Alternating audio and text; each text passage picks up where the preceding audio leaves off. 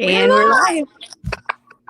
I always start sweating when it says that. Like Facebook Live, this, everything. I know. You could put me, like seriously, I said this last time. You could put me in a huge audience of like 1 million people and I'm fine because I can see their faces. You put me on here, I'm like, I am dying of sweat. Yeah. It's just us. It's just the three of us. I don't know why, but for me, it's easy to think that. Yeah. And it seems like it wouldn't be. Let me put in my headphones. Just the three of us. All right. To everyone tuning in, thank you for tuning in.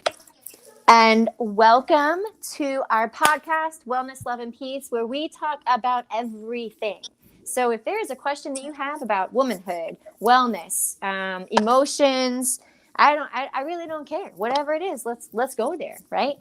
Spirituality, growth, whatever it is, that's what we get to do in this. We get to play in what it is to have this human experience, right? And so anything that has to do with anything, go ahead and write it down. But tonight, since we need to have some kind of talking point and some kind of topic, what we're going to be talking about is all the crap you see in the health industry. And you guys all know what I'm talking about. Like, you guys see these things that are like, do this and your life will be changed. In 14 days, you'll lose 100 pounds, you know, all of this kind of stuff. Seriously, right? Do this detox. Like, everybody who follows me knows my thing with celery juicing. I got it out for that guy, man. I do. And I send them all the love. But, like, I can't tell you how many clients have made it my way who are like, I tried that so hardcore. I followed the thing and I'm worse. So personally, for me, I'm like, dude, we got to call this stuff out. So that's where But it does work for some people. It does work for some people, but I'm going to even debate that, Michelle. It does, but to an extent, because that's the thing. You're not changing. Okay, so what we're talking about in context of what Michelle and I are talking about is the alkaline, medical medium, alkalizing your body, celery juicing. No juicing changes your body's pH because by the time it goes through your intestinal tract to all the organs of where everything's broken down in biochemical reactions, different organs literally change the pH of whatever is sent to them. They're supposed to. The only way that you can change your pH is by changing the minerals, which have a pH, right? We know that there are minerals that have pHs, right? Every mineral has a pH, either more acidic or more alkaline. Unless you're changing the minerals in your body, you're not changing your blood pH. So you're going to feel better for a short time, but you're not changing your pH. And so you're still left back at that diet again to try it again or a different diet. And the reality is if that didn't work, which it didn't because you felt better, but you're still at not being pH balanced, your body will find another way to show you that you're out of balance. Sarah King has a response and you guys are catching me at a fun night. Hi, Sarah. I am so you guys are catching me after I've seen clients all day and done follow-up emails. I kind of like I'm very loose cannon right now, so I'm gonna be brutally honest. You're giddy. That's her son's name, Cannon. I am. Yeah, there you go. So Sarah King said no sugar or dairy. Here's the reality with that. I'm gonna give an example. I can't tell you how many people I get sent that do that too. No sugar or dairy. All food is good in moderation. If you have an issue with dairy, you almost always, when you look into traditional almost always, when you look into the body through traditional Chinese medicine, which is one of the modalities I offer in practice, there's something off an earth element. When you're looking at earth elements, the body systems with that, you're looking at your spleen and your stomach, okay? You're also looking at the emotions related to that. Community, parent-child relationships, all of that. So if you have trouble with dairy, there is underlying issues of why you're not breaking it down, why you're not producing the correct enzymes. And believe me, I've done this. I'm not saying this haphazardly. I've done the studies on A1 milk, A2 milk, if it's grass-fed, if it's raw. If there's a person who's done a crap ton of studies on this, it's me. But I went from having my own children when the health industry told me this shitstorm of lies, right? Of dairy's bad and sugar's bad. Going from them having celiac and having to have been gluten-free, dairy-free, and fruit-free, me making my own milks because you don't want to buy it at the store because of its gargum and carrageenan and all these processed stuff, to now they literally can eat gluten, all dairy, and sugar, right? And here's the thing that I would say to that, and logically, and nobody can refute this, nobody. My thought process a long time ago was this, and I was kind of pissed. Well, I shouldn't be swearing, so I'm sorry. I was kind of irritated with the fact that I was doing everything right with my kids. I was hyper vigilant. I literally bought an organic farm, moved my kids there. I'm not kidding. And was making everything from scratch. We were low polyphenol, low histamine. But if there's a thing you can do in research, I had done it and was doing it. And yet I saw kids who were eating fast food regularly, right? Full vaccination, whether you're pro or anti, full vaccination regularly. And they were healthier than my kid was when I was doing everything under the sun, according to the health community. And in the end, that was where I was going, this needs to be answered. I see this again and again and again. I'm not the only one, right? That sees this again and again and again, where they're going, whoa, why are my kids so sick? Why is it so hard for me? Why is it so hard for my kids? And yet it's so easy for them when they're eating fast food and whatever, and they're kicking it. They're doing great. When we answer those questions, that's when we actually get healthier. That is. It's not when we're reading these things from Dr. Jockers, Dr. Axe, Dr. whatever, that's like, you have to fear this food, and this food, and this food, and this food. Dude, there are whole continents of people eating that stuff without autoimmune issues. Whole continents. Like, this isn't like some PubMed study that I'm putting out there. That's like reality, right? So that's what we're going to talk to you tonight, is a lot of the lies that we hear. Yeah. Yes. Cruton Ramon said, speaking of crap in the health industry, would one of you ladies like to give me an anal swab? Cruton, okay, by the way, I love Cruton. Everybody should follow Cruton. He's brilliant. He's amazing. He was my children's math tutor for a while. Everyone should send their kids. Everybody's homeschooling right now. Send your kid to Cruton. Set it up. It's worth every single penny. It is. It will change your mind. It will change how they process things. It's brilliant. But anyway, maybe he'll barter for an anal swab. Well, that's what I'm going to talk to Cruton. One, you're like a country away, right? Two, I just found out they banned it. Remember? Like, it's in there. It's like number 2 on the list of things that are banned right now to keep Cruton from COVID from spreading. Right under that is something else that's banned, because you don't want to share poo. It's not even like the medical term. Oh my God. It just says poo. It's not even fecal matter or feces. It's like, this will spread poo. Like, what are we, second grade? Like, this is stuff the CDC is putting out. We don't want to spread poo. Number 2 above that is actually, it's not an anal swab. It's banned to lick people's anuses. What in the world? Just in case you didn't know, you're not allowed to do that anymore. What Also, is happening? Wear a box of masks, because 3 is not enough. It's not. Yeah. Like, this is the shit that's out there. Yes, Sarah, it's so poop. No more anal swab. I know. I wish I could like screenshot stuff and put it in the podcast. It literally says poop. I know. Number 2. This is the shit that we talk about, like, off record. And if if my swearing offends you, I'm a Bible believing Christian. I'm sorry, that's your issue, not mine. I love you, and I know it says seasoned with salt, but I don't have any power to words, and so I feel like the English language is incredibly lacking in strong words. So that's why I use strong words. Yeah. Sarah King says, I almost always touch or eat poop. I know, right? I mean, not only do we have to social distance, we can't go to stores anymore, but now they're taking away our rights to lick our anuses. Why? Where is the freedom? Where is it gone? I don't know. Sarah is still changing diapers, so sometimes when you're in that stage, poo flies.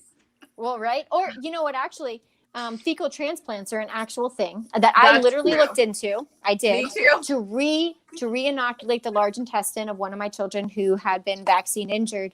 And so when you're talking about poo, we no longer have access to anything, including probably fecal transplants which is actually a medical procedure. That would have to be off of there too, because I don't know. It's ridiculous. Yeah, we've gone into like insanity at this point. And we all have seen the things online too that are like they're joking, right? They're like jokes about what's going on with COVID. And they're like, watch out, good sir, because when you're at the restaurant, wear the mask when you're standing. But when you sit, COVID leaves you alone. I made videos about this stuff early on, and I got so much hate mail, I just stopped talking about it. But I was like, yeah, COVID is amazing. COVID got rid of the flu, because that's down 98%. And they say it's because we're masking. But at the same time, on the flip side, they say COVID keeps spiking because we're not masking. So I don't know. COVID's also so nice that not only did it get rid of the flu, but it will bother you at the beach. But if you go to Walmart, COVID doesn't mind. COVID knows you need to get your toilet paper because you got to run on that toilet paper for COVID, even though it's respiratory. Apparently, it has a lot to do with poop, shitting yourself, and we have a run on toilet paper all the time. There's something about COVID and poop. I don't know what it is. Well, it does. You have to admit, it does also have digestive symptoms. And I know people who have had COVID with both respiratory and digestive. Actually, it depends because the PCR test, when you're looking at that, right? Like I've actually helped people early on before we knew COVID was COVID.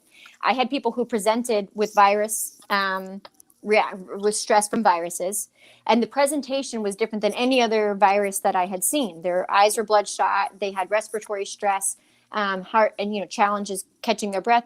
But yet there was no mucus. It presented in a way that I've never seen a virus present before. But from there, so I have helped people walk through it. But from there, we have the PCR test. Everybody knows about that, right?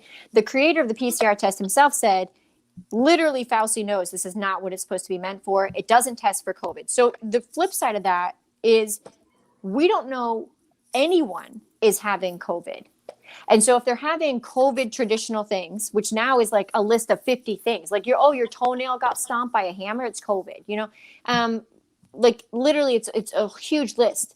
We don't know that they don't have co-infection because all the people that were listed as COVID as death, they had 3 other co-infections. So when we're saying, okay, these are the symptoms of COVID, how do we know that? Because they've got all these other co-infections. So even if it's like you're saying it's digestive, how do we know that? How do we know that it wasn't that plus something else? And the CDC, the latest thing with the CDC is they've actually renamed COVID as PIC, P-I-C.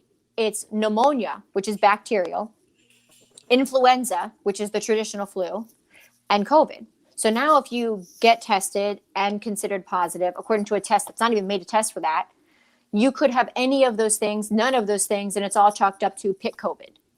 None of this makes sense.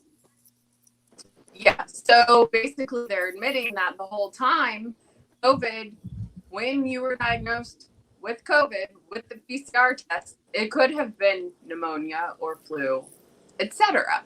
Actually, it could have been a paper cut because all they're testing is your antibodies. You're laughing, Tracy. I'm dead serious. No. I'm serious. Like, I stopped posting on this stuff because honestly, it's like, okay, so this is our podcast. So hopefully it doesn't ban me on Facebook or anything. I kept getting banned on Facebook. Hence, like, if anybody follows me on Facebook, you'll see like my second picture today is like, when you get out of Facebook jail, because I kept getting banned on Facebook for telling what's actually the truth. When they came out with the information as far as like vitamin D and all this other stuff, Facebook kept banning it and censoring it. Now they're coming out and saying, oops, we're sorry. It's actually proven that it works. What'd you say? They're saying, we're sorry we censored you. We were incorrect in doing that. Yeah. How many lives were lost for that? Seriously. How many lives were lost for them shutting down what actually supports strengthening your immune system? Yeah. Same thing with hydroxychloroquine. Now it's approved. We were saying... Oh, I know. It was approved 3 days after Biden got in. Right. And we don't recommend we can't diagnose and treat anyway, but we don't recommend pharmaceuticals. And I was saying, if that's the way you want to go and you need something, ask for that. But actually, no. Hydroxychloroquine is the quinine that has to do with it. Tonic water. You can get a 6-pack of tonic water. That has quinine in it. Get some of that. Get beta glucan, vitamin D3, zinc, and ascorbic acid and some copper to balance out the ascorbic acid. I mean, then you're like on every single thing. Beta glucan is proven to keep viral material from attaching. So actually, Cruton is responding. Cruton, I want to ask you, please, if you're still doing tutoring, put your link below. I love your tutoring so much. And so if you're still doing it, put your link below so anybody who's watching this can access it. His math tutoring is remarkable. Your children will expand leaps and bounds. You will learn math better from doing it. And it's really, and even through games and stuff that he does, it's really great. So what other health, I would say, misnomers do you guys want to talk about tonight? I mean, we could talk about what you were already talking about earlier and go for the alcohol. Although I have to preface this by saying anything we bring up may not be good for you. And it might be balancing for you. And when we talk about alcohol, it does not mean that everybody needs to go get wasted. I don't think anybody's going to take that. But if they did take that, obviously, you know, that's one of the things. Yeah, but even at that, okay, I would say even at that, I'm libertarian. I'm not Republican or Democrat. And the reason why I've been libertarian since I can remember. I mean, I remember learning about what the Libertarian Party was in high school and going, that right there, that's me. The reason is because it's self-responsibility. There's nobody that's going to come save me. There's just not. And unless we are responsible for ourselves, for our health, for our bodies, it doesn't matter who's in office. It doesn't matter what the policies are. It doesn't even matter what the government is pushing or not pushing or giving away for free or not. We have to do our research. We have to try it out on ourselves. We have to be responsible for our body. We can't sit there and, you know, it's all the time. You see these things where big organizations or companies are blamed because of what they make. Don't eat it. Right? Then don't eat it. Don't do it. But you like, not you, but the proverbial you has to be responsible for your own health, for sure. Yeah. Oh, Sherry said, tell me how you healed me in only 3 sessions. I don't heal. We don't treat, prescribe, or heal. Yeah. But I can say everyone's body can heal. It's like a splinter. You know what I mean? What we do as practitioners is we find what the stress is in the body, be it your epigenetic, be it, you know, emotional, physical, whatever it is. We find that stress. We help remove that stress by walking alongside of you. When that happens, like a splinter, you're constantly having to put more on it, like more supplements, more salves, more whatever.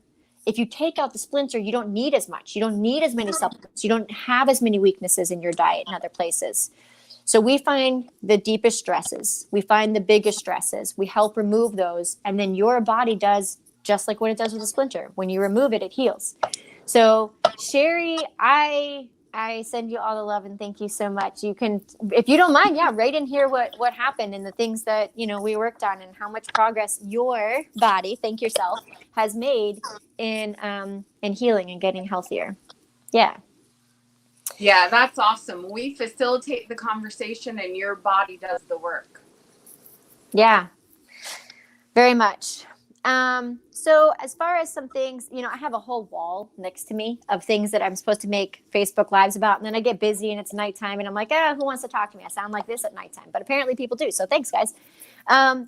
But we could talk about anything as far as any of these things that I have up there. Non-natural EMF. Actually, we're talking about misnomers. So when we're talking about misnomers, one of the things that I come up with a lot is dietary stuff. Like that's a lot of the stuff I see in the Health Network that's all over the place is what you should or shouldn't eat. And the reality is the base logic of all those suppositions of this diet, that base logic is so faulty in the past 50 years, it's not even funny. The base logic has to be we are electrical. If you get sick, right, you go to the emergency room, the first thing they do is scans on your electrical body. That's what they do, right? They're checking to see what your electrical body is doing. The first other thing they do is they check your electrolytes, right? Whether you're an athlete or you're sick, they're checking your electrolytes because we have to have minerals to send and receive signals, which is what our electrolytes are. And we have to have water. So they're checking, you know, are you dehydrated? And we have to be able to have our heart pumping and our brain working to be able to send and receive these signals. So when we're looking at diet and people are over here and they're like, well, it has this and this contaminant in it. Yeah, but instead of looking at what is wrong with it, what if we shifted the conversation of what fuels our body? That's how all three of us look at it. What is fueling to your body? Because what's happening is people are ending up on like autoimmune protocol diets, which is like AIP.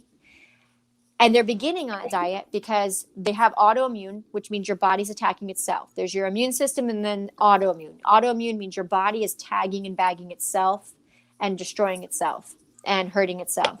So they have autoimmune issues. So they go on this autoimmune protocol diet. I did it. I tried it. I have books. I actually have books in here for it. You know, I get it. I get the theory. But the theory ends up with them beginning with, 30 to 50 foods or whatever. And within 2 years, if you track the progress in Facebook and these groups of these people, they're down to 5 or 10 foods because they never found why their body is reacting the way it is, first of all.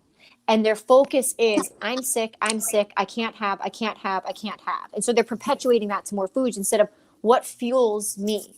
What is the most nutrient dense to give me, make sure I'm hydrated, to make sure I have the fats to send and receive signals, and the fat outside of every lipid structure of your body, there's fat. You have to have fat.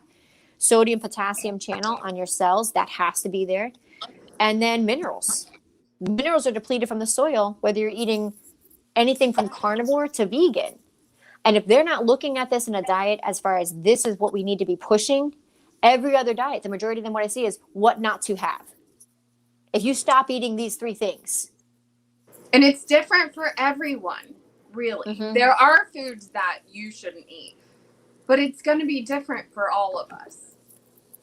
And I think it's different during different phases of our life. You're right, for sure. Mm-hmm. During different times of the day. I mean, really. Mm-hmm. And seasons, for sure. Yeah, when I was nursing, my nutrition needed to look different than what it does right now. And my nutrition right now, I'm still fertile. I'm still able to have children. My nutrition needs right now, Michelle. Are you telling us? No more babies. I've had 4 full term. 2 of the babies, I went to 42 weeks. I have done due diligence. No more babies. But yeah, I'm still in an age of fertility, and to deny that those nutritional needs at this age means that all of my hormones and endocrine systems will be affected, not just my, if I'm going to have a baby or not, but all of those things will be affected because I am a woman and there are certain things that my body requires right now nutritionally for my hormones and endocrine system to function at its optimum level. That will change once I become menopausal. Right. And it was different before I was ever in this stage of womanhood. So that changes too. I'm close to 40. And once you hit 40, you start losing muscle mass. I can tell in my diet, I need to be upping my protein. I know it. I'm not doing it because I keep finding every excuse under the sun. But I know it because I can tell when I'm eating mostly modified keto for me, that's where I thrive. I feel so much energy and I feel so good that's what I need. And I don't know if that's going to be the same as I, get older or whatever. But for right now, that's the best for me. As far as what you had said, Michelle, that there are certain foods you shouldn't eat. The only food, and for anybody who's like just tuning in, I went through my own autoimmune things and have healed them, and I went through my own food intolerances and have healed them, and had all the the testing and stuff and all that kind of stuff, and have healed that. But the only food that I really, really react really bad to, is palm oil. Palm oil which is a polyunsaturated fatty acid. And it taxes my system so much. I can tell, like, when candy has palm oil or something, like, I feel like crap. Yeah, I feel tired. Really, I feel how it taxes me, and I feel really tired. Other than that, gluten makes me kind of emotional sometimes, but it doesn't cause bloating or any of those issues anymore like it used to, which is awesome because I legitimately, genetically have celiac and gluten intolerance, and I don't have any of those issues anymore. So that's great. And I can't think of any other foods. But at the same time, it's like I'm not out there eating corn syrup and stuff regularly either. It's not like I'm like eating a bunch of food coloring or stuff like that. So I would say that the goal of any kind of health journey is to be at a point where you can rebound quickly from all stress, food stress, emotional stress, physical stress, whatever it is. That Tracy and I have talked about this. Michelle and I have talked about, we've all talked about this. What does it look like to be healed, right? Well, it doesn't look like a weight, like what's put all over the health community, it doesn't look like a certain size or a certain whatever. What it looks like is that you're able to rebound from stress, because we're all going to have stress. How fast do you rebound from that stress reflects how strong your immune system is functioning, how well your adrenals are functioning, how well your endocrine system, like literally how fast you rebound from stress is how healthy you are.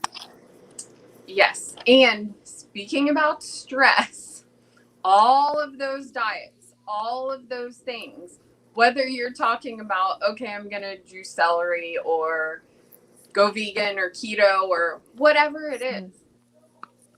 For most, I would say for everyone I know who has done any of that, including me, because I've been there too. I mean, we avoided all grains. I'm talking everything: corn, oats, rice, not just wheat, not just bread, everything for 3 years. We've done it. I mean, we've been in the trenches. Yeah.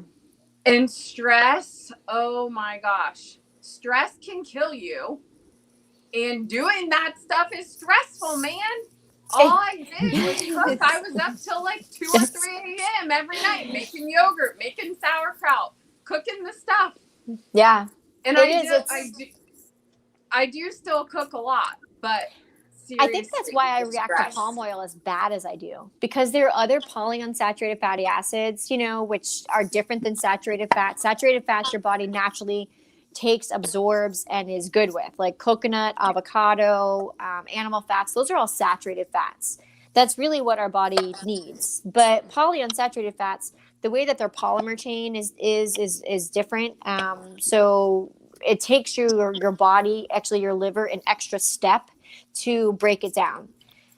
It really shouldn't have to be that challenging for me, but I think the reason why palm oil affects me as bad as it does to this day is because one of the times when I was at my lowest, when I was so sick, I was so sick that I remember telling the doctor, dude, I'm having like 3 drinks a day that all have 3 shots of espresso. That's 9 shots of espresso a day. And I was like, and I'm still exhausted. And when I say exhausted, I don't mean like, oh yeah, I'm not going to get that 3rd course done for my kids tonight in their meal selection. No, I'm talking like exhausted, like you don't get off the couch, you don't, like, exhausted. And the diet plan that he put me on included palm oil. And I crashed after that. That was actually worse than that. I crashed really hard. And so I think my body associates that, because when we have leaky gut, one of the things that I have a lot of people say when they first come in is they're like, I'll ask them, the whole health history. And they'll be like, yeah, I'm allergic to this, this, and this. And it's normally not a true allergy. It's not. It's that they have inflammatory markers and reactions to certain foods, right?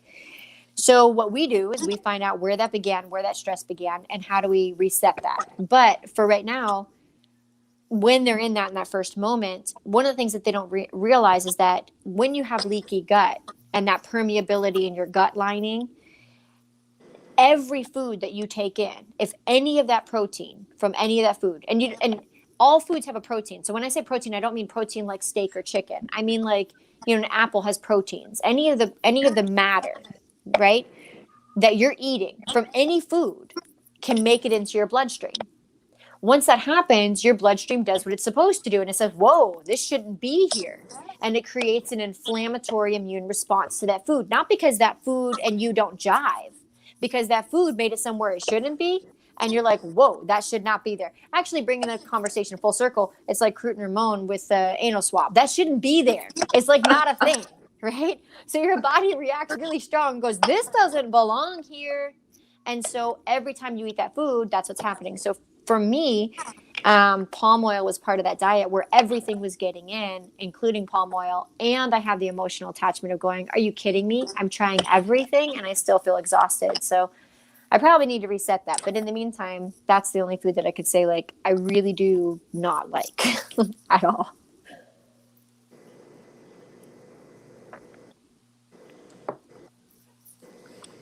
Oh my gosh, I'm over here shivering because even though I live in South Florida, it is cold. I'm cold. I have on long sleeves and a jacket and shoes, and I'm cold. So I if was I talking. look weird, that's why. No. I was talking to someone in Florida this morning, and they were like, "Yeah, it was 42 this morning. It's freezing." I'm like, "It's 42, not even as a high here. Just stop." Like, that's hard. Actually, today was nice. We were in the 50s. I got to go play disc golf in the sun. It was really, really, really wonderful. I loved it. So as far as health misnomers in this health community, we haven't had many questions tonight. So if people have questions, let me know. Go ahead and put out questions down there. But yeah, as a whole, we have a lot of things that we see in the health community that give false promises and are a lot of fear mongering. It's essentially like, if this is you, do these 3 things and buy this supplement, buy this protocol, buy this program. And the reality is our bodies don't work that way. So we wanted to talk to a few of those things that happen. And one of them was the celery juicing, like you said. Celery juicing can be beneficial, like Michelle said, because you're increasing your glutathione production. Your glutathione is what we produce to detox. The problem is if you're pushing your body and telling it to detox more and going on these detoxes and your detox pathways have a kink in them, it's like plunging something that's not working. So then oftentimes you end up feeling worse. And you're also releasing toxins that your body is bound. You're now detoxing, which means releasing them. Imagine cutting open a trash bag throughout your body, trash bags in our lymphatic system. And it's just spreading everywhere while your body tries to push it out. Well, you have to go through this if you're going to be doing detoxing in a way that binds it.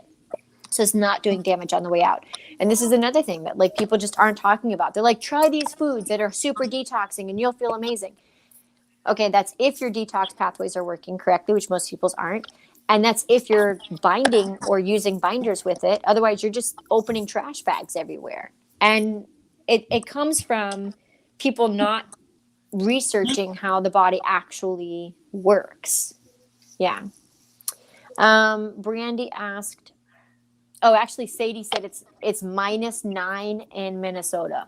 Woo-hoo! I can't Sadie, imagine. I don't even know what to say to that. It was around this time last year that I went to present in Minnesota for on the microbiome at an event there. I went to, and I was like, "This is death. This is death. Like I don't even understand." And Sadie, people around. how many? Go ahead. Sorry, go ahead. Well, people around there, they were like, "This isn't death. This is good." And I was like, "All the trees look dead. This is death." I was like, "Don't debate me on this." Yeah. Brandy asked, actually, Kristen has a question, but first, Brandy asked, how do you feel about collagen powders? Yeah, this goes back to, and I'm going to let you ladies actually answer too. This goes back to how I think of things, like just how I think of things. In my mind, if you need a collagen powder, your body's not producing and or absorbing collagen correctly, right? And so if it's not producing collagen correctly, sure, adding in collagen will help, but why is it not producing it correctly, right? And then if it's not absorbing a collagen correctly, it doesn't matter if you add it in or don't. That would be my thought process is let's get to the bottom of it. Let's actually find how to help your body do what it wants to do and what it should be doing correctly. Aside from that, I've used collagen powders. The Great Lakes Plains one makes really cool ones that you just put in the drink to go,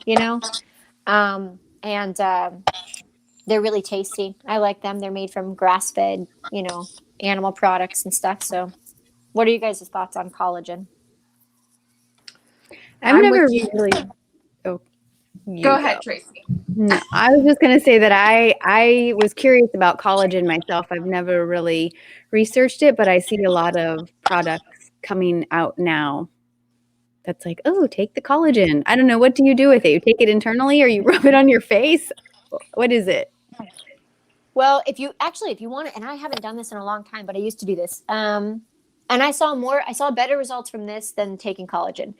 So it depends on what you're doing it, right? Are you taking it for the point of your whole body or are you taking it for your face? And what I did find worked better for my face was doing ascorbic acid and just adding it to water, shaking it like vigorously and adding it as like a chemical peel to my face. It's kind of like a hyaluronic acid, what you see in a lot of beauty supply places. But I would do that, and when you do that, there's actually PubMed studies. That's how I ended up there, was PubMed studies about this. So I figured I'd try it, about how vitamin C on the skin actually increases the production of collagen. So I saw that my skin looked brighter and tighter and more firm. As far as why you're taking it, though, it depends on exactly why you're taking it. Are you taking it for joints? Are you taking it because you have, pain in your joints? And then that's a good point, too, because if you're having pain in your joints, it may totally not be collagen. This is another thing where it's like you see stuff online and they're like, yeah, try this thing and it'll fix it.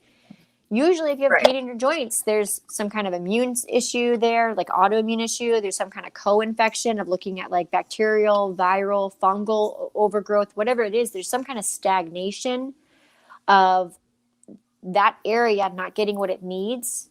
And sometimes that's because there's something there, like a decomposer, parasite, fungus, mold, whatever it is in that area, because it's stagnant.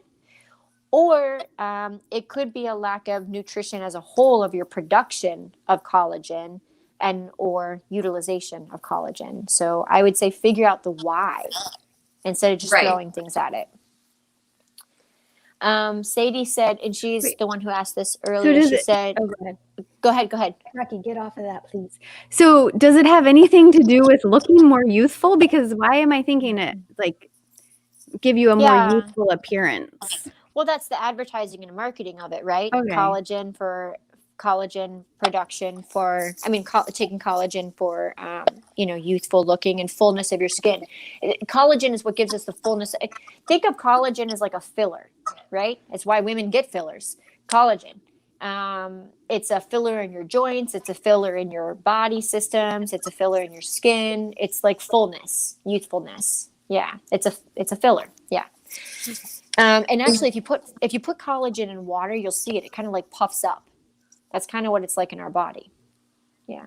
And just like all the things, like you said, Jennifer, it's really important to find the deepest root. People might think that they need collagen when really they don't. So they need to find the deepest root to whatever it is that they're actually looking for. And if you do want to use collagen and you need collagen, there are ways to get it besides the powders too. I mean, ooh, I don't even know that. Do tell. I mean, isn't it in broth when you make? Oh, duh! I swear, Michelle. Sometimes you say things, and I'm like, do I even science? Like, for real? Like, oh my gosh. Yeah. So, I mean, it's really simple to make a short cooked broth, and if anyone wants a recipe, I can plug it in here when we're done. And if you want a collagen powder, I use the same. I have used not the collagen powder, but the same brand that you said, Jennifer. What is the other Great stuff? Lakes? Yeah, the Great Lakes. Yeah, gelatin. Mm-hmm. That's what I use from them. Gelatin. Yeah, I've used that too. And honestly, you know what? I bet you that's probably why I don't think a lot about it, because I make stock all the time. Like, it's in my fridge right now. You know what I mean? Like, I make it all the time. Not the box kind. That's not what we're talking about. Whoever's listening, no. It's not the box kind. Okay. But making stock is super easy. You can do it in 2 or 3 hours. And for anybody, Michelle said she'll link a recipe, but really all it is clean water, a big stock pot, an organic, chicken that's just raw, a whole chicken. Take out the giblets or whatever's in there as organ meats. Organ meats are healthy. That's a whole other podcast, but they are healthy. Your liver from an animal does not store the toxins. It filters it. Just like a colander does not store things, it filters it. Okay. So the organ meats are not dirty, but it's a whole organic chicken. And then usually carrots and onions. I don't do garlic in it or celery. And the reason for that is because I like to make a huge pot of it and then use it to make different things. So essentially it's like carrots, onions, salt, clean water, a whole chicken, 3 hours. You got whole glass jars of stock with a lot of collagen in it that you can use, pull out of your fridge, add stuff to it. You got soup. I didn't think about that, and I love that. I can feel my body come alive, and also my lips feel amazing afterwards. I tell you what, like they're just like super silky and soft. Yes, and that's what it does to your body. It's like lotion. Yeah. And I find that salting the bones and letting them sit for like 20 minutes before you put them in the water really helps. And I'm not talking about bone broth. I'm talking about short cooked meat stock using bones with meat. And it can be a very small amount of meat. It can be chicken backs. If you can that's find actually pasture raised chicken backs, that's a really cost-effective way of making chicken broth. Chicken feet too. Go to an Asian market and get chicken feet. Oh my gosh. Like when I butchered all my chickens, that was my first thing. I was like, yeah, okay, the breasts are white meat. They're okay. You got to flavor it. I like the dark meat and I loved the chicken feet. They make the best stock, which actually brings up a really great point because actually 2 things. One, I would say Lindsay had another question about the collagen and she had brought up bone broth and someone else brought up bone broth. So what we've talked about as well is there's a lot of these big name doctors out there. Well, I don't say doctor like they're not doctors, but big name doctors out there that are pushing and promoting bone broth, bone broth, bone broth. The reality is, if they were to go back to the actual research is no bone broth until your gut is sealed, because it's a long cook. It's high histamine. Think of it this way. When you're cooking that whole chicken, all that connective tissue, that is what we have to have for our body to function and to heal and seal our gut. It's the connective tissue, right? The collagen, the gelatin, all that connective tissue, all that fat, right? Then after that, if you were to think of the bones, like let's say that you made all that stock, you pulled apart the chicken, you used the veggies, you have all that somewhere else. You're going to take those bones, put them back in a pot, and the pot with no water, fill it up with water again and whatever veggies, and make bone broth, not the stock broth or meat broth. You're going to make bone broth. That's a long cook. I mean, you cook that bad boy for hours upon hours upon hours, right? The first one is like 2 or 3 hours. This is like, you could cook it, like Michelle said, for days, right? It is high histamine. If you have leaky gut, if you have gut permeability, it leads to small intestinal bacteria overgrowth. It can lead to fungal issues. It really can. So, sorry, somebody was saying they're having trouble getting the live because Facebook's demanding they download the app. That makes sense. We'll have to look into that though. So thank you, Patricia, for letting us know. So if you're looking at healing and sealing, we're looking at things that are healing and sealing, right? We're looking at collagen, those fats, that connective tissue. If you're looking at a bone broth, bones are minerals. So at that point, you're looking at, I've already healed and sealed stuff. It's okay if I have high histamine. I'm going and I got this. And I want to get in whatever's left of minerals, right? But I would highly recommend, if you're still in a point that you're having any kind of histamine issues, foggy brain issues, joint pain issues, anything that could even be histamine, which all those things show as histamine. I mean, histamine shows as all those things. Avoid bone broth, do meat stock, like what Michelle said. Yeah. And then I'm looking at comments. Can you see comments too, Tracy? I can see the comments. Only thing is I can't scroll up. Oh, yes, I can. Okay, let me go up. You got skills. Thanks. Sadie said that shard cartilage worked really well for her knees and ankles. That's awesome, Sadie. I haven't, I don't have any of those issues, but that's good to know for people who do have that. Yeah. And then I wonder, Sadie, if you've ever looked into, if that pain is there, is that like you need to rebuild that area, or is there inflammation in there? And if there's inflammation, looking into how do we remove that inflammation in there, whether it's from decomposers like parasites, fungus, mold, if there's bacteria there, whatever it may be, that's the inflammation, or is it a rebuilding that issue kind of thing?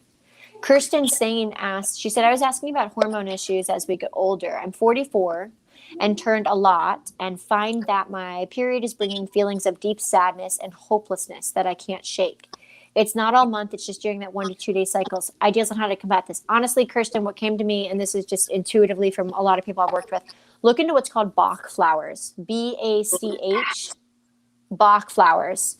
I can almost tear up because I connect with people really fast and I can feel it. And I would say Bach flowers. And let me see if tomorrow. Okay, yeah. Call Michelle. Kirsten. Yeah, Bach flower remedies. Oh, Kirsten. Bach flower remedies are beautiful, beautiful matches for when women are menopausal. And then also mineral support, obviously. Our hormones have to be sending and receiving. We have to have the proper minerals. Look into your melatonin, especially right now. We were just talking about that earlier. Melatonin is directly related to your hormones and that day-night cycle. What happens is a lot of times people in the winter, they're not getting enough sun during the day to initiate their body knowing that day is super sunny, and they're not getting enough. So in other words, let me play it this way. Our melatonin production is produced in our pineal gland. If we have high fluoride, we need to detox that. One of the greatest ways that you can do that is horsetail. You can get horsetail herb, just drink it as a tea. Another thing is anything with silica. That's why horsetail tea works really well. It's high in silica. TRS, you could look into that, which is made by Cosiva Toxin Removal System. It's a spray, just an oral spray. But you have to look at your fluoride. But you also, when you're looking at melatonin, which is directly related to all your hormones, it is. You also have to look at if you're getting enough sun in the day and dark at night. Because if it's kind of like cloudy during the day and still light at night, that what happens is it confuses your pineal gland and you don't produce the of melatonin. And melatonin is also directly related to our immune system. So I say Bach flowers, look into that, intuitively look into melatonin, and then also mineralization.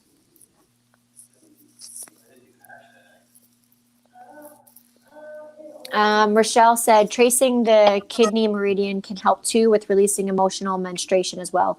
Yes, and also please everyone follow Rochelle. She does a lot with kinesiology with Touch for Health, but she does a beautiful job at explaining a lot of what kinesiology is, acupressure, meridians, meridian work. We have a bioelectrical body. It's what we are. It's why that's checked first. These are scientific truths. You know, traditional Chinese medicine's been around for 2,000 years, never been disproven. And so it's really powerful way to support your body and be your healthiest. So I would say link up with Rochelle. Tracing the kidney meridian can help too with releasing emotional menstruation. Yeah, for a bunch of reasons. So the kidney meridian, which is a good point, thank you, Rochelle, is in the water element in Chinese medicine. Water element is very yin. When we go through our change of season as women, when we go from, you know, being a little girl to a woman, you know, and having that first cycle, we're very inward. It's why teenage girls dress like this, right? Because they're like in big baggy stuff and they're like hiding their face. They're supposed to do that. They're supposed to go inward for a season, find out who they are, connect to themselves. That's why they take a lot of showers, a lot of baths, you know. They're finding out who they are. The same thing happens when they go through the next shift of menopause. They kind of go inward. Who am I? You know, it's kind of like their midlife crisis, but it's later because it's for menopause. Like, who am I? What am I? I've given my whole life, and what was it for? All those big existential questions of self-reflection happen, and that happens in water element with kidney meridian being one of the ways that we do that. So if you were to trace your kidney meridian, for anyone watching, your kidney meridian, kidney 1 begins right there at the base of the feet. And you trace it and you go, I'm trying to do this on camera. You go upward like this, upward, upward, upward, go up to the inner thigh, and kidney meridian ends here. And you do it on both sides equally, just tracing that flow. If people don't believe in acupressure, one of the greatest examples I can give you is, you know how people get car sick, seasick, and they have those bands that have a point, and that point has to go right here? Hey, guess what? That's acupressure. You're welcome. Okay, so like we know these things work. Or you get a headache and you hold your temples. Guess what? That's acupressure. So I mean, it's like we know these things work, and tracing your kidney meridian might be super helpful. So thank you, Rochelle. And was that Kirsten Sane? I was mixing up two people. Is it Tracy? Yes, it is. From Tiny Bubbles. She was our kids' swim instructor, both me and Tracy. So I want to say too, I know that she uses essential oils. I bet anything she probably has Endoflex, which is a really great blend that supports your hormones, and it's adaptogenic. So essential oils do not add hormones or take hormones away. Just like us, we can help you pull the blocks out, and your body's going to do the healing. That's what essential oils do too. So Kirsten, I would get out the Endoflex, roll it over your thyroid, do it a couple of times a day. But seriously, call me tomorrow because I have a biofeedback device that scans and sends frequencies and does all kinds of things. And one of the things that I love using on it is the Bach flowers. So I can send you some frequencies and tell you which ones are matching the best for you. I just did the Yanni thing. Yeah, Bach flowers all day long, man. Bach flowers. Yes, yeah. Progestins Plus is another good oil to use. Mm-hmm. Which I did a yawn with that one, but not with the Endoflex, which is crazy because I would have, so like knowing what I know of the oils, I would have done the Endoflex, but that one I did. So the yawning thing happens to me. I always kind of like hid from it, but like anybody who's ever worked from me, The yawning thing has happened my whole life whenever there's something that's like a true or a right. And so it's one of the things. But yeah, Bach flowers and the one that Tracy said. Yeah, and the Endoflex overall could be great too. But those are the two, the Bach flowers and the one Tracy said. Progestins Plus for sure. I'm testing that's right. Yeah, I'm taking the just stop saying it. I'm gonna keep yawning. Progestins Plus. Yeah. Yeah. And then, you know what, we've gone into a lot of female issues tonight, and this came up with one of my clients today. So I want to speak to this as well, since we're talking about, you know, things that we hear that really don't work or are supposed to work and they don't seem to. One of them is yeast infections. So since we're talking to female issues, I want to talk to this. I have had clients who are they're super healthy, but they swim all the time. So they're in the chlorine, and that chlorine literally is bleaching all the vaginal flora, right? All the microbiome in there. And what should be happening with good or bad bacteria gets essentially bleached out. So then there are things that we see online. They're like, oh, you should, you know, douche. You should take this. You should do monostat. You know, these are all the things that I've been told by people. Like, I've done monostat. I've done this. I've done that. Okay, 101. Stop. Okay. Stop, which I'm not prescribing, diagnosing, or treating. Stop. And let's just take a minute to think about it logically. If the bacteria is wonky, which is what a yeast infection is, we can kill all the bacteria in there, then it'll continue to be wonky. Yeah, right? We can medicate it and suppress the action of the bacteria. It'll continue to be wonky. Or maybe we could put in really great bacteria into that area for $2. How? Let's do it. Take full fat yogurt, put it anywhere in your plain. Yeah. Actually, you know what's funny? Oh my gosh, it's so funny you bring it up, Michelle. I had somebody who did that. They like private messaged me and they're like, all right, all they had for full fat was peach. Can I do this? Actually, you can if you don't stir it. Because really, really what we want though is when you leave full fat yogurt out, Michelle's gonna be like, no, you can't. Okay, I'm gonna don't do it. I'm gonna give my yes, and Michelle can give her no. Okay, so like, all you need is when you lay it out on the counter, you'll see that like the yogurt that it'll separate, and the top becomes like liquidy. What you're doing is you're putting that's the bacteria stuff that you need, like those juices. So take the toilet paper, dip it in that, clean toilet paper, dip it in that, and put it inside of you to re-inoculate essentially the good bacteria in there, and then throw the toilet paper away. Continue doing that multiple times for approximately 2 to 3 days. If you're not stirring it, normally the peaches or strawberries or whatever they are on the bottom. But the thing that I'm thinking about is when you get peach or strawberry or whatever, there's sugar in that. So, I mean, I don't really want to add sugar down there, especially when I've got some kind of overgrowth. I don't know. It's just... I haven't seen it be a problem with anybody, but I also think it's like, it's one of those things where it's like... Wait a minute. Do you have people who are using peach yogurt?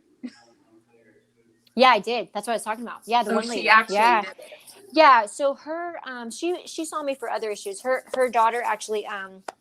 came to see me because her daughter had scoliosis. They couldn't figure it out. And she had recently actually had the polio vaccine, but her daughter had scoliosis. They couldn't figure it out. She had a bunch of scans. She said, I don't know what you do, you know, because this work is different, but I heard that you can do amazing things. So like after one bounce, she went to the follow-up with the pediatrician to get the scan again in the back. And there was 0% scoliosis, which was amazing. She was blown away. So now she calls me for everything, which is awesome. I love her. You know, like this is years later. So she called me and she's like, and her daughter at that time was like 13. She's like, look, we've done monostat. And I'm like, you know better. Why didn't you call me? And she's like, okay. So she goes to the grocery store. She gets the yogurt. She calls me back and she's like, all right, we've been using it for like a day or two. It's amazing. It worked wonderfully. And I was like, all right, great. What brand? Well, it was the peach, whatever. And I was like, cool. All right. I'm glad it worked. You know, like, fruit and all. All right. Like, No. Yeah, I think I'd be careful not to insert the fruit.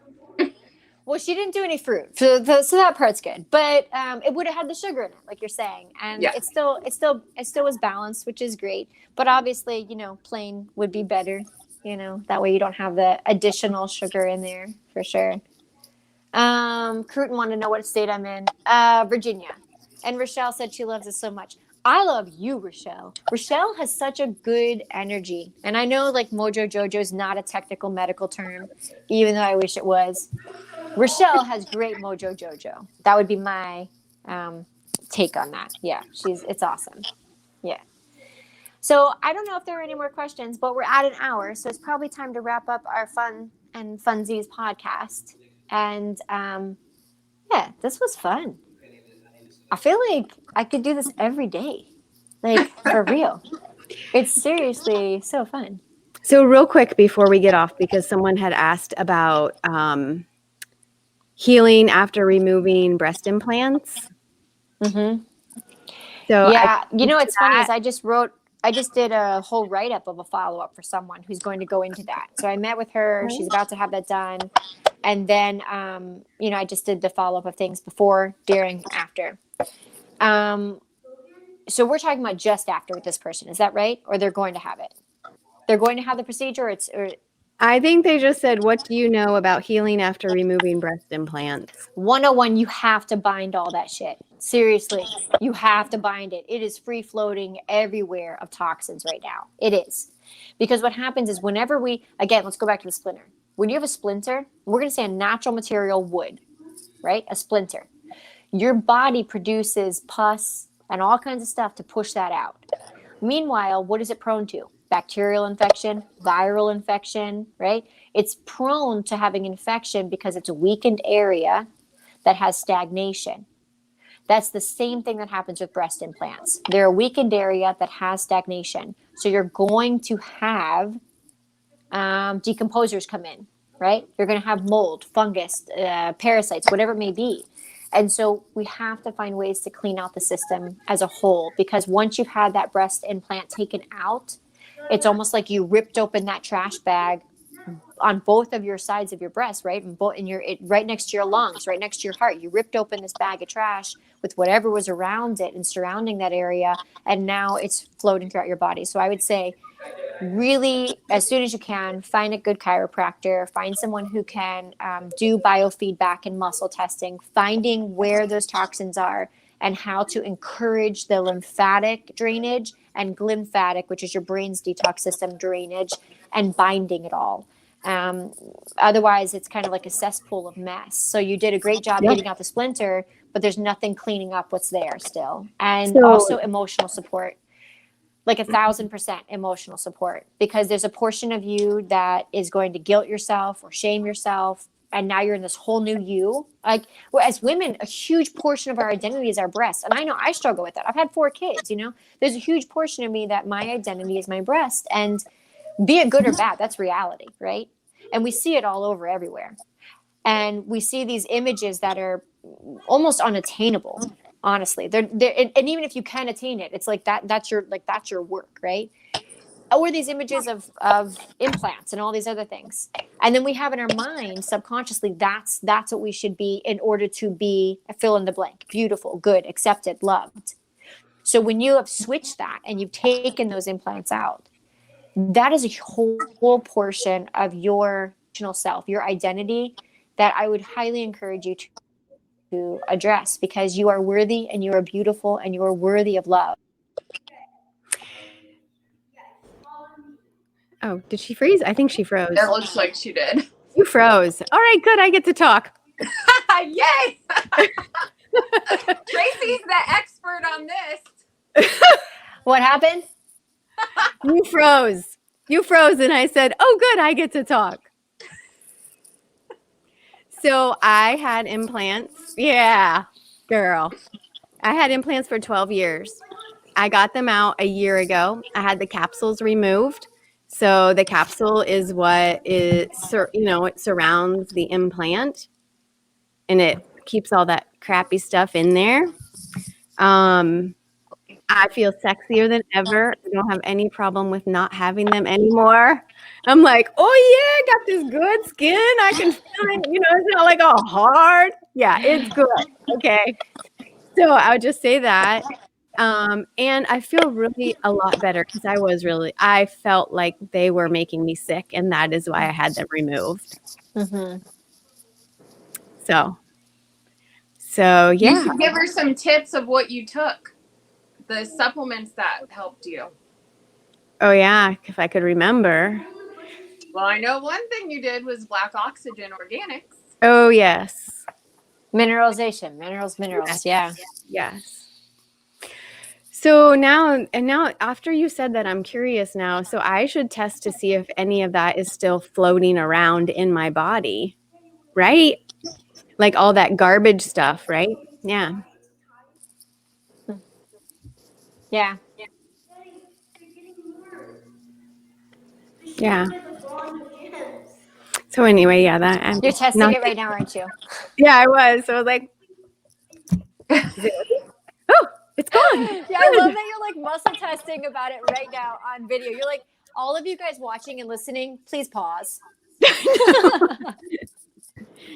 No, but it was a really great decision that I thought long and hard about, and I did find a good surgeon that's all he does now, actually, and he did at the time. He only removes. He won't put any implants in at all. That's awesome. Yeah. Yeah, I think like that might be a good topic next time. Again, please love and share this and comment so we know what it is that resonates with you, so we can gravitate towards that. Like this podcast is just talking about the human experience of being human and being woman and being mother and being all the things that are human, right? So we're going to talk about a wide range of things, but the more that we have feedback from you of you loving and sharing and commenting, we know kind of how to hone in for the people who are watching and viewing this. That being said, I feel like talking about womanhood and identity as womanhood would be really cool because there's a lot there. I mean, it might be too big of a topic. I don't know. But like, I feel like that would be a really great topic. Yeah. You just started echoing. That's because it's so powerful. Woo, woo. I'm I'm like, womanhood. Yeah, All right. Leah said hormone balance would be a great topic. Thank you, Leah. And yeah, so anyone who has ideas for topics, let us know. And we love you guys. Love and share this, please. There's actually a YouTube channel that Michelle set up. And so go to there and subscribe. That would be amazing. Same And, name, Wellness, Love, and Peace. Yep. Let's see if I can get that on the banner. And I think that's, if you could put that on the banner. I'll put the link in when we're done. Okay, that sounds good. Otherwise, I'm just like my face really close to the camera looking at things like mine. Yes. I gotta fix that. All right. I love you guys, and I'm gonna go. I'll talk to you later. Go in Bye. peace. Good night.